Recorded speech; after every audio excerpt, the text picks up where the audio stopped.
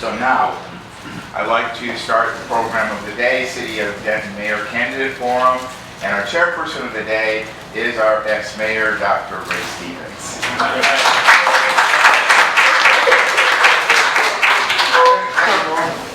We're privileged to have with us today the 4 candidates for the office of mayor, place 7 on the listing and so on the ballot to see. The first Saturday in May is the election day, May the 2nd, and the early voting is April 20th through 28th. So, see you in one of those places, I hope. Anyway, we have 4 persons and we have a little time, so we'll ask them to speak for about 3 minutes each to introduce yourselves and talk about policy of the city that you're interested in. And then for the questions from the floor, we have 1 minute each. Timekeepers be Aaron Laban, okay, and just me, Karen. Mariana. She's not here today, but that's okay. Okay, Mariana Raish, assisting him. So when I call you, if you would then go to the center up front of the screen over there, and keep in mind that the acoustics in this area are challenging. So you'll have to probably find somebody close to the window and speak to them, rather than in front of you that can hear every word. So if you would, please. The city website has listed candidates, so whether to go alphabetical, ladies first, or whatever. I'm just going to go by what the city Denton website has them.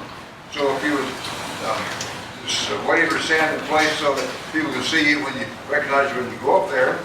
Shannon Childs.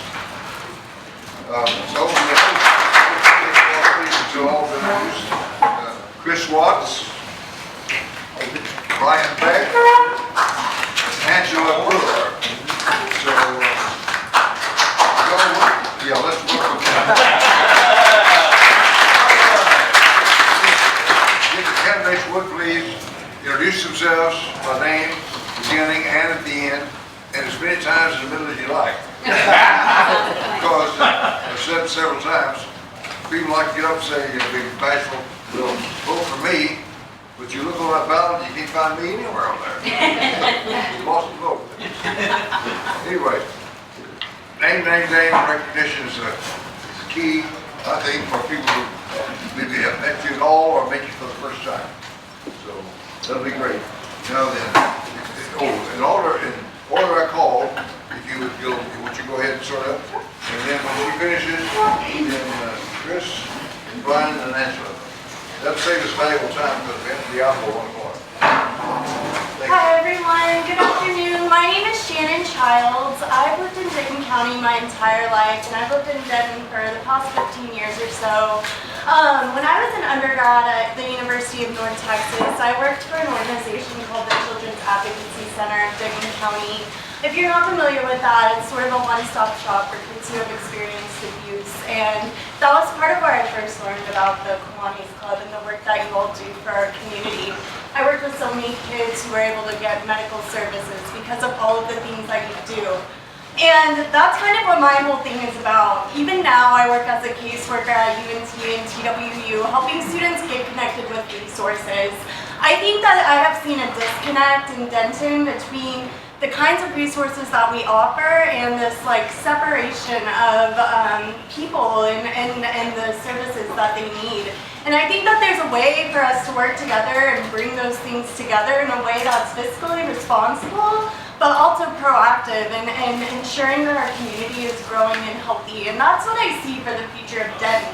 I see a lot of community building, I see a lot of collaboration, and I see a lot of us trying to come together with our universities, our nonprofits, and our small businesses in order to make that happen. I do, of course, care about our streets, and I care about our children and our after-school programs, and that's a big part of what drove me to run as well.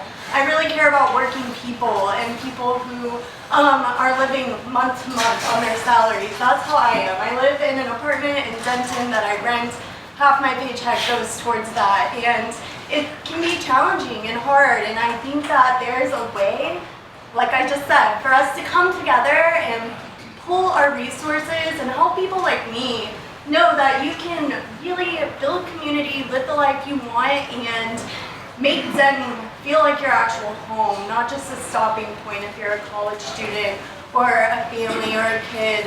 And so yeah, that is what I am all about. My name is Shannon Childs. You can find me on Facebook.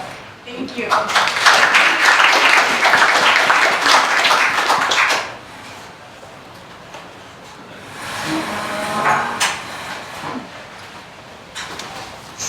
Good noon, I guess, everyone. My name is Chris Watts. Certainly glad to be here, and thank you all so much for sponsoring us today. I've been in Denton my whole life. Graduated from Denton High in 1979 and went to North Texas. I got a couple degrees there, and then went to law school when I was in my late 30s, and have been in the legal field about almost 20 years. I also served as your mayor from 2014 to 2020, and have served on other city council positions, District 4 representative, and at-large representative as recent as 2022 to 2024. I'm just going to be truthful. People are asking me, why are you running? You've done this already. And the reason I'm running is because over the last 5 years, we've seen some dysfunction on council. We've seen discord that has really paralyzed our governance. We haven't really done a whole lot in the last 5 years. Part of my record when I was mayor was we dropped the tax rate from 68 cents to 59 cents. And we didn't do it by cutting essential services. We didn't do it by cutting community events. We did it by ferreting out ineffective programs. We started the conversation on the unsheltered that has culminated in the shelter community center off of Luke 88. But we have to have another community conversation. You know, how do we deal with the unintended consequences that have come about? I implemented or got the VASH voucher program, which is the Veterans Affairs, Administrative Supported Housing Vouchers. And what that does is it gets veterans out of the streets, out of their cars, out of their tents, into homes. We had 0 when I first was elected. We have 50 now. That's probably the thing I'm the most proud of. But that's why I'm running to offer myself again for service and leadership, because we are at a crossroad. Some people say we're at a crossroad. I liken it more like we're in the ditch, and some people say maybe it's too negative and we need to talk about all these things. But we've lost our first love, and that is core services. We have to make sure that we take care of the core services of the public safety. Public safety got no raises. Nobody on staff got raises last year because of this budget issue that occurred. Streets, I need to say more about that. I don't need to say more about that. Community events. You know, when you start saying that you're going to have a $14 million budget deficit, what happens? What do people usually do? Cutting. But at that budget discussion, hardly any questions were asked about how did you come up with that number. So I'm just running to make sure that we have proven leadership with proven results that can take a council that is going to have 3 new council members for sure in the next election.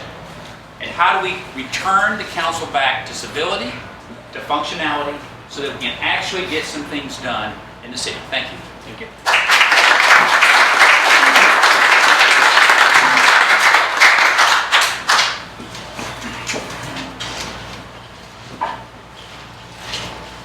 I appreciate everyone having us out again. In some ways, it's like walking into a community where you know there's a number of house plans that are very similar to your own. I have to say, Angela and I have to be very careful. We're both on the Rotary Board, and we have this shared goal that this organization has. What is it? It's serviceable citizenship. Ours is service above self. I think ours is slightly easier to say, but I like the onomatopoeia of yours. But it's like walking into a very familiar home, the way this is all run, the organization, the way that you're focused on the community is like wearing a comfortable shoe. So this doesn't feel like coming into a mayoral debate for me. This feels like just a regular Thursday at my Rotary Noon Club. And that's an opportunity to develop fellowship, to talk about who I am. And as Mayor Stevens says, I'm Dr. Brian Beck. I've been the District 2 City Councilor for 3 terms now. I've been Mayor Pro Tem for a couple of years. I'm Chair of the Committee on the Environment, Chair of the Development Code Review Committee that does deep dives on the Development Code. I'm Vice Chair of Mobility that looks at roads and transportation issues. I'm on the Community Partnership Board that looks at the way we spend hot funds for the kinds of organizations and activities that you know, we all favor, that promote cultural identity here in Denton, that make Denton Denton. And I was recently put on the Community Shelter Partnership that focuses, the Community Shelter Committee that focuses on the unhoused and issues at the shelter. And one of the things that this has all led me to do over the last 5 years is really identify all these problems and the sort of solutions. So I've led on things like, my background is as a biologist. So I'm a research biologist and I'm focused on finding solutions to problems. And this has led me to look for things, particularly in public utilities, and things like developing preservation plans for our historic and green space properties, wildlife corridors, trying to get a park out in Hartley Field, using state monies, looking at the environment, solar, wind, energy, things like protecting libraries from censorship, really focusing on the kinds of environmental issues, the cultural issues that keep us different from being sort of a suburb of the Metroplex, that keep us unique and identifiable. And going into mayor, I'll be focused on 4 major topics: affordability, infrastructure. We heard a little bit about that a second ago, where, listen, if it's disruptive to lives, it's not good infrastructure planning, and we need to make sure that people are aware. Creativity, this is a culturally creative town. And then innovation, where we amplify and leverage our 3 colleges. So I'm Dr. Brian Beck, beckfordenton.com, and I'm out of time. Thanks.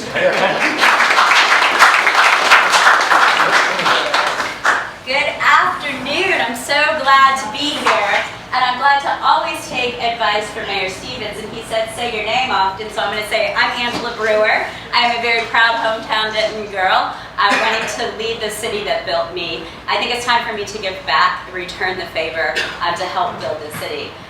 Like Brian said, he and I are both in the Rotary Club, Noon Rotary, so when I knew I was coming over to Kiwanis today to have lunch with a bunch of community volunteers, I was like, oh, this is right at home, right? This is what I do in the afternoon, come over and talk to people who are really interested in making productive change in our community. And that's exactly what the Kiwanis Club does. That's what we do in the Rotary Club, and that's what I want to do as mayor of Denton. I'll tell you, I got my start in politics when I was 12, working on an issue that's really close to all of your hearts. My family moved to Denton a couple years before that, when I was 11, because my mom was a nurse midwife. She did prenatal care and delivered babies for women without insurance in our community. And she was recruited to work at Flo Memorial Hospital to do that work.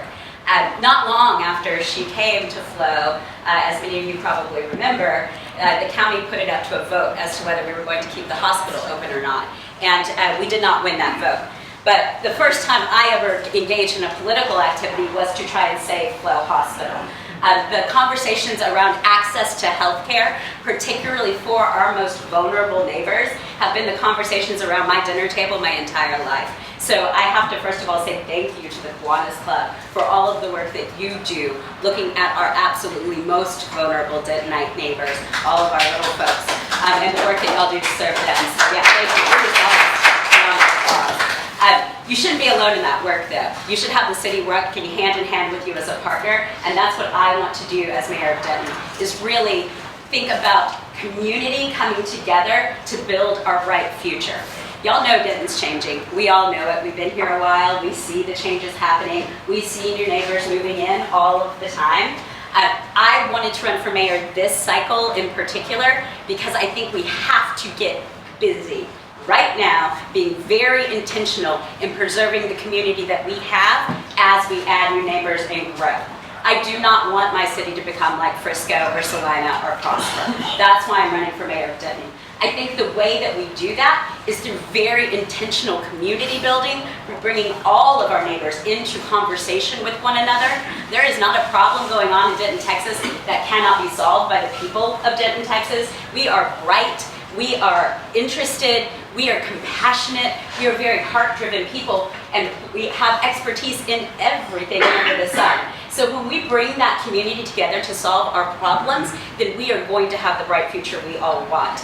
My expertise lies in that communication, collaboration, and team building. I've been a professor and worked in high schools for 25 years doing that exact work of team building. So like Ray said, I'm Angela Brewer. So keep that, I'm actually #1 on the ballot for mayor this year. Thank you.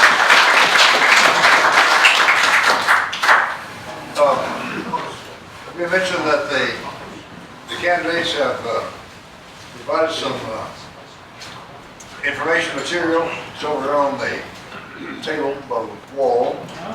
You're welcome to get it when this meeting is over.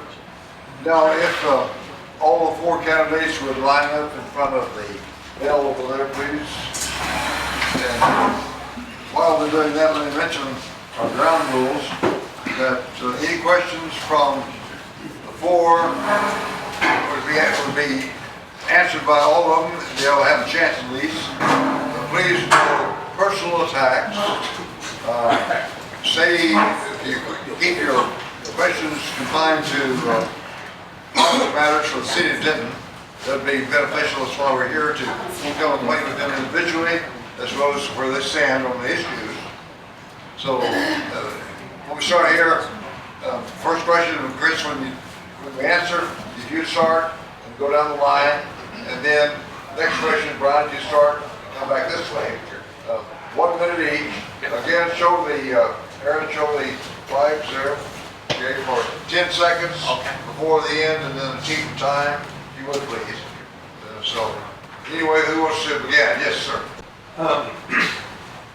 So with the unhoused within the community of Denton, one of my big frustrations with politics in general, I have heard local and county politicians turn the issue of the unhoused into making attacks at other politicians on the local and county level. And I just want to know, what are your takes on the issues with the unhoused in our community, and how can we solve this issue? Well, I'm first. I'm going to answer your second question first. We can't solve the issue. We can mitigate it. We can do exactly what we can do within our means, within our capacity, both financially and just as a community. And I think right now ODB, our Daily Bread, is the ones who run the community shelter, and they're doing a great job. They changed the rules, some of the programs this last summer, because they were getting inundated, and they weren't helping anybody. They weren't providing housing for people, they weren't providing case management services, so they scaled it back. In fact, the executive director said in the paper, if we didn't do something, we would run out of money. Now, she didn't say this, but I'll say it. That means 2 things. One is you shut it down, or the city takes it over, and it's about a $3 million budget a year, is from what I understand. So we've got to have another community conversation about that and grab all the stakeholders to come in, because we're at a different phase of helping the unsheltered. We started out 6 years ago, and we've got to this place of having a community center. Now we have to figure out what the next steps are. Thank you. Awesome. Thanks for the question, Ryan. This is a question that comes up at almost every forum and at almost every neighbor that I talk to when I'm out visiting with folks. Our town has a big heart and compassion for our neighbors who are experiencing homelessness, and everyone feels an overwhelming desire to do something, but what to do is really, really difficult. I think the changes that have taken place at Our Daily Bread have been fantastic. Chris was talking a little bit about that. Just a little more detail of those changes.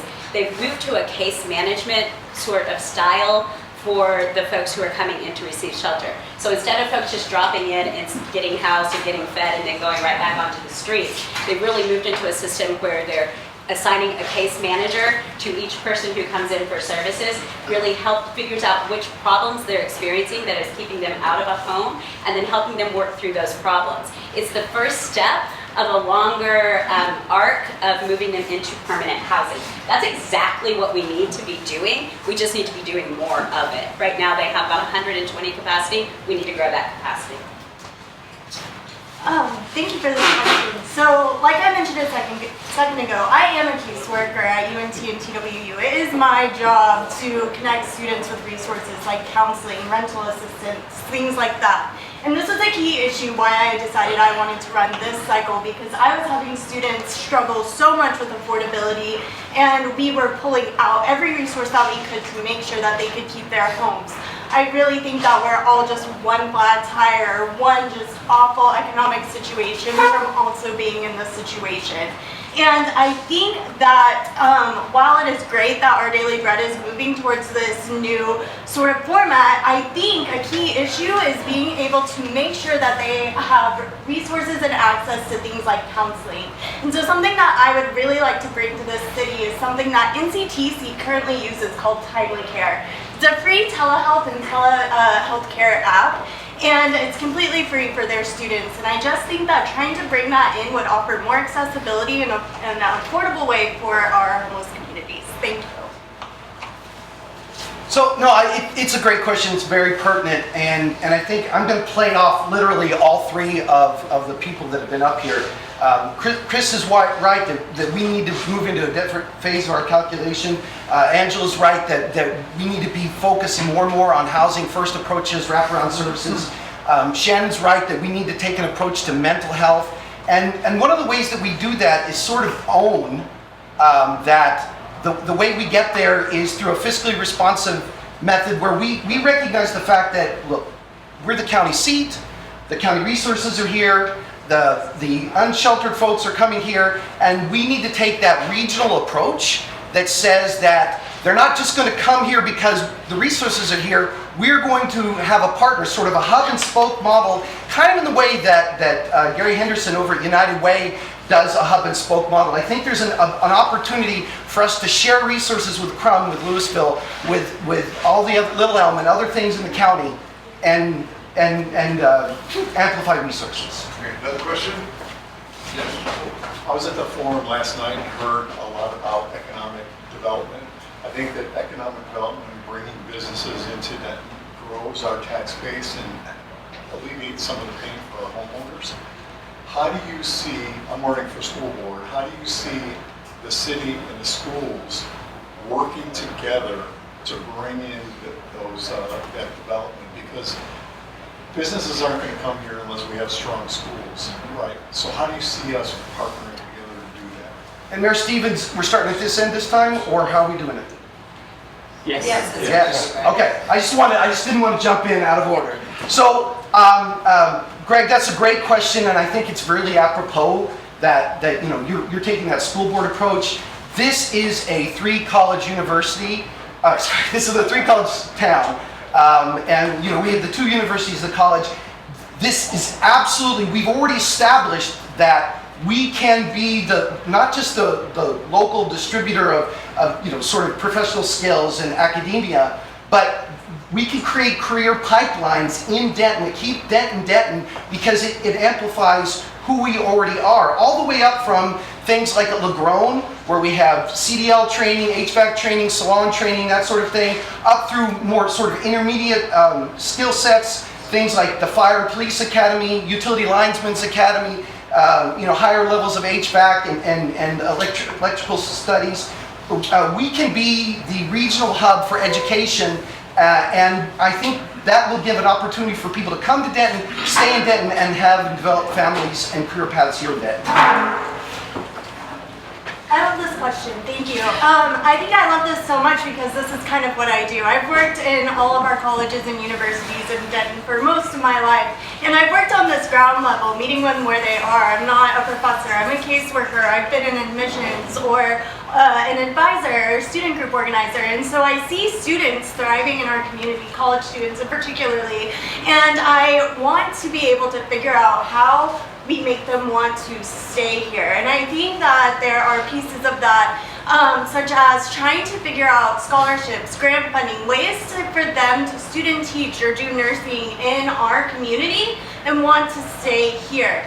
I have been thinking a lot about how when I was at North Central Texas College, there wasn't anyone from Denton on the North Central Texas College Board of Committees. And so that is something I would like to see, because I think as we advance that, I would love for Denton to have an accessible nursing program that allows us to have people who want to go back in a non-traditional way and start a career in Denton like that.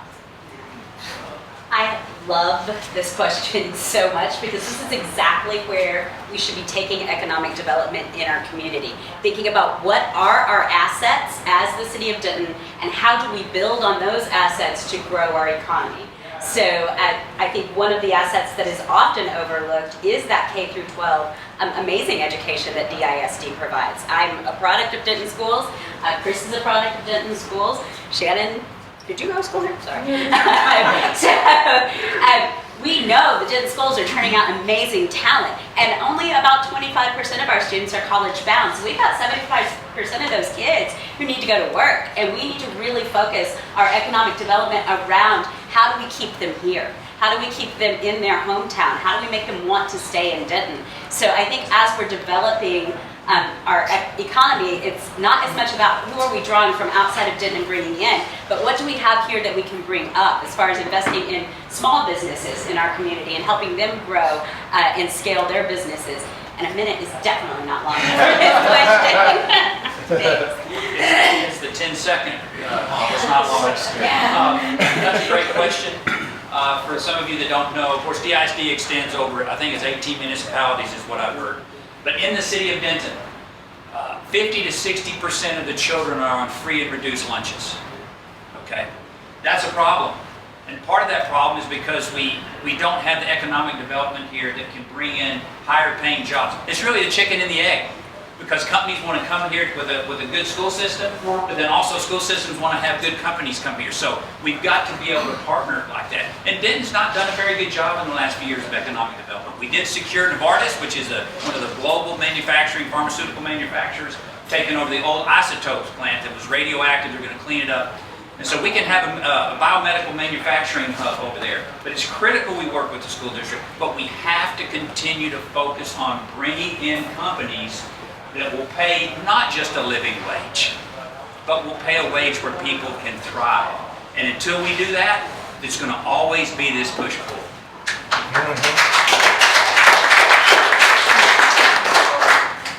Everybody has a chance at that. Let me ask a question here, please. I know this movement of population around the city is becoming more problem as we get more people there. Anyway, estimates of 160 to 180,000 now, which is amazing to just a short time. But the problem is moving them around and making available avenues for them. What do we have planned beyond Loop 288 or an outer circle? Start here. The middles don't get the first question. Okay, I'm teasing. The outer circle, of course, the Loop 288 circle. Of course, I-35 is being widened, at least from Sanger to Gainesville, and also they're looking at the plan designs that's already in design phase. From the airport road, 35W heading down to Fort Worth, it's going to be widened. Of course, you see what's happening here. Most of these roads are TxDOT roads. I mean, 380 is a TxDOT road. North Locust and Elmhart, because we took that over, so we rely a lot on TxDOT to help us expand our highways. Some people, you also can find areas in the city that will create more density, where, that's appropriate, like downtown area, where you can have a higher density of residential in one place, so you have more walkability, you have more access to services, to grocery stores, to entertainment venues and things such as that. But that is something we've got to continue to work on, and in our mobility plan, we have to make sure that that stays current and up to date. I wasn't even watching the time. Yeah, just throw something at me. I appreciate the question. In addition to some of the things Chris talked about, I think there's also another outer loop project that's going a little bit further north than where 288 is right now. That's going to swing over near the airport. It's going to, from what I understand, create some really cool opportunities for our airport to grow in its economic development potential because they're going to have better access for cargo and shipping, so things that can fly into the airport can then hop right on a highway and connect to 35 West. And that's also a textile project. What this leads me to kind of get back to in a bigger picture is the notion of collaboration, right? That we know that in the city of Denton, we got lots of players, right? Even when it comes down to our roads, which seems like it should all be local, but as Chris was saying, it's not all local. We've got different players coming in. We've got county roads in our area. We've got the state in our area. We've got city roads. And so we really have to think about how we are effectively communicating and collaborating with all of the organizations that are working on each of these projects. I appreciate this question. I want to kind of approach it differently. I appreciate that we are thinking about this growth in our neighboring communities. However, you know, seeing all of the sudden population growth, I have frustrations. I feel like there's so much more traffic. I feel like our sidewalks and streets are prepared for this. And as someone running for mayor, I care about what's happening now. And to me, a big key piece of this in addressing this is figuring out how we get people where they need to go. So we're talking about 288. I think 288 itself it's great, but it's also like there, on one side of 288, you have our Daily Bread homeless shelter. On the other side, you have Serve Denton. The other day, I thought to myself, okay, sorry, I don't have time, but I just think that there is a way to look at our transportation services and see what we can do to keep people connected in Denton. Thank you. That's well done. You hit it exactly 60 seconds. We're all going to say pieces. It is almost literally impossible to talk about mobility planning in 60 seconds. You know, we had John Ponder that comes out and Polster that comes out and services the county and the city every month and talks about mobility plan in the region. And Angela and Chris are absolutely right. I think over 60% of our major roads are TxDOT owned and managed, and we do what we can, like Chris said, to get them back when we can.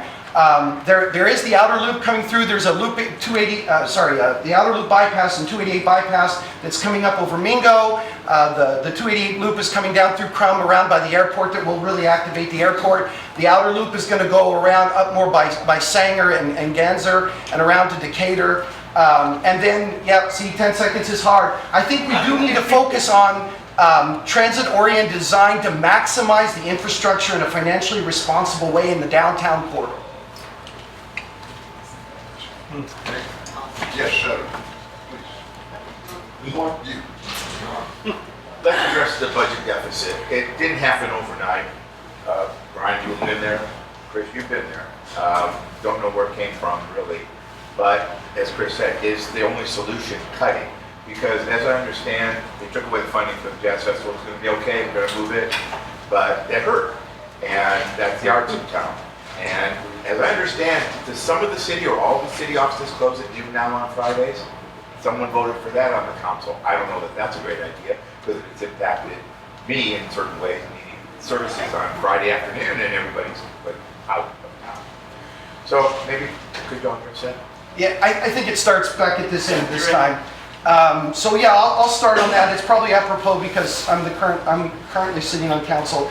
So your first question was about the deficit, and I'm glad we bring it up. I don't think that we want to use that word because we got down to a balanced budget at the end when we finally put the budget forward. So I don't want anyone in the room thinking that we're running a deficit. That isn't what happens. We're not. No. It's a minor correction because there were some substantial changes that we had to put in.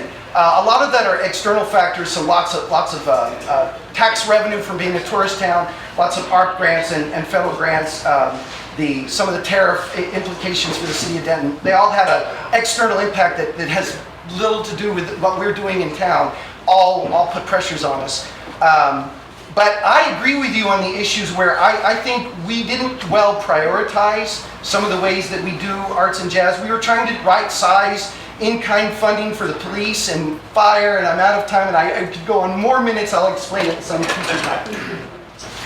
Thank you so much for this question. I don't necessarily think it all has to come down to cuts. I think I personally need to understand where each piece of our budget is going to and how those things are being allocated. And then from there, what I want to see are metrics, results. How are certain departments having this funding making changes? And is there a way, instead of necessarily having to spend more money, that we could use some of the nonprofit organizations, small businesses, or other resources that already exist in Denton to kind of come in and pick up the slack in a way that allows us to maintain fiscal discipline as a city. I certainly don't want to see another article where we're in another deficit, especially not like I've seen now. I certainly also don't want to see, more programs like our after-school program being cut in order to, try and make up some of this when it doesn't really track when you look at the numbers and you have $1 million programs and you have $100,000 programs. I need to see the big picture. Thank you. Yeah, thanks for asking that. And this is, again, a minute. So this is one of those questions that I think a lot about at my family when I think about this, because I'm kind of a regular Denton person. I share a house with my parents. I have a husband and a kid. We have to make our family budget balance every month. My husband and I we work for a living, and it is a little bit of a trick of the budgeting to make sure that we get all of our ends meet in the end. And so we do a lot of talk at my house and with my 10-year-old about wants and needs. And so I think what we need to talk about when it comes to our city budget is exactly what the wants are and what are the needs. I think that some things like Arts and Jazz Fest got categorized as a want, and when they are actually needs. When we think about activities in Denton that build our culture, I think those are needs in our community. Those are not wants. Some people look at a festival like Redbud Festival that just got axed, and Arts and Jazz that's had to go through dramatic change in order to stay alive, as well, those aren't necessary programs. I believe those are necessary programs in Denton, and our city budget should reflect that. I've been involved in 14 city budgets. Never seen anything like that. And Ryan's right, you have to balance your budget by state law. But I'm going to tell you, I watched the meeting when they announced a $14 million budget deficit projection.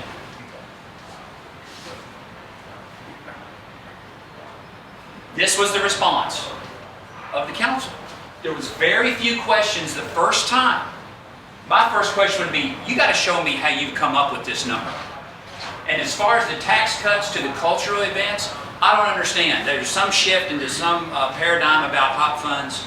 I mean, somebody told me that the turkey roll, the breakfast Kiwanis, asked for only $6,000 cut.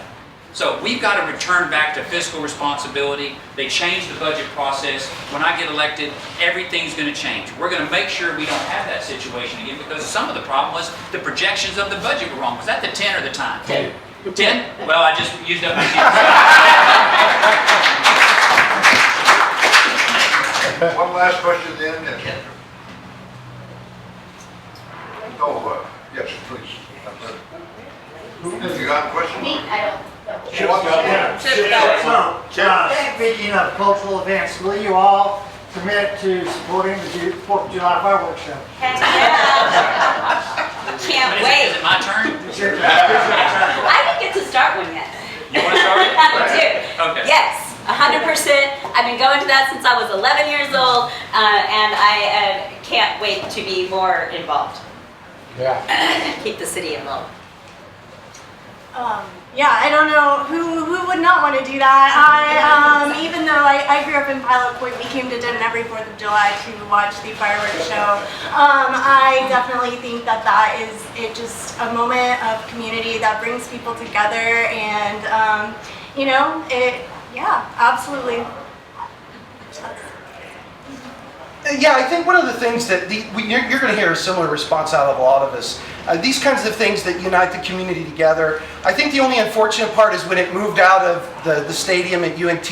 I think that was a dramatic effort, as it tried to find a new home and a new place. And you want to be mindful of putting it over top of neighborhoods or animal shelters, because you don't want panic dogs or any of the other things that were tried. That wasn't the fault of the Kiwanis. Y'all were just trying to have a fireworks show. That was a sort of a logistical issue where, let's figure out the right place for it, but to have it. And I think, you know, we're starting to find that new sea legs, new balance. And yeah, this is absolutely one of the things that sort of, you know, unites our culture and our community together.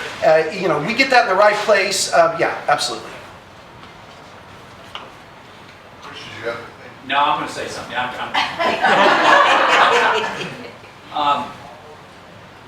We've got to do better. We just got to do better. You know, when you start eliminating things that have been traditions in our community for as long as I can remember, you know, when North Texas, I mean, so what, they change. We're resilient enough where we can find a solution. We've got to do better at what our priorities are, what our focus is. Yes, we got to take care of the big issues, the big financial issues, but we cannot neglect the things that make Denton the community that it is and people have enjoyed over the years. I think somebody said it was $40,000. I don't remember how much was cut or eliminated, but 50,000. 50,000. We've got to do better than that. We have to look at it, and if it means taking all of that out from the Community Partnership Committee and just making it a full council decision to where you're not wasting time on one set of subcommittee council members to a full council where you can have all of that, then we need to do that. But we've got to find a way to solve these problems because they're not solving themselves. And unfortunately, over the last 5 years, it's been difficult. So, yeah, thank you. Well, we run out of time. Perhaps you all can stay around a little bit. If anybody has follow-up comments to make. So, well, we appreciate very much your being here and sharing with your wisdom with us. And wish you the best of luck to all of you. I think we have really fine candidates this year, so we're in good shape. Please join me in this.